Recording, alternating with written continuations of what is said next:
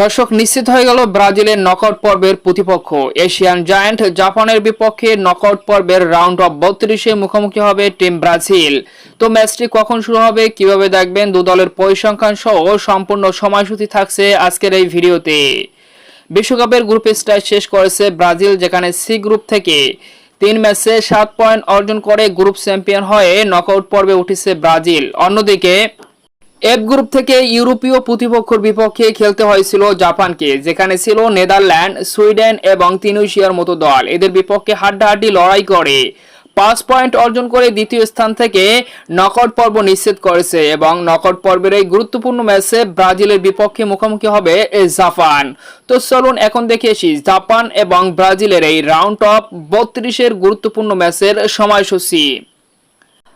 আগামী 29 জুন সোমবার বাংলাদেশ সময় রাত 11টায় ব্রাজিল মুখোমুখি হবে জাপানের বিপক্ষে যুক্তরাষ্ট্রের হাউস্টন স্টেডিয়ামে। এই ম্যাচটি ব্রাজিল এবং জাপান উভয় দলের জন্যই খুবই গুরুত্বপূর্ণ। তবে গ্রুপ স্টেজে ব্রাজিলের থেকে জাপানকে ভালোই পরীক্ষা দিতে হয়েছিল, কারণ তারা ইউরোপীয় প্রতিপক্ষের বিপক্ষে খেলেছে। অন্যদিকে ব্রাজিল মরক্কোর বিপক্ষে ফার্স্ট ম্যাচে চ্যালেঞ্জ পেল, দ্বিতীয় ও তৃতীয় ম্যাচে দুর্বল প্রতিপক্ষের বিপক্ষে খেলেছে। তাই ব্রাজিলের জন্য এই ম্যাচটি বেশ চ্যালেঞ্জিং হতে যাচ্ছে। তো দেখা যাক শেষ পর্যন্ত এই গুরুত্বপূর্ণ ম্যাচে কোন দল জয়লাভ করে।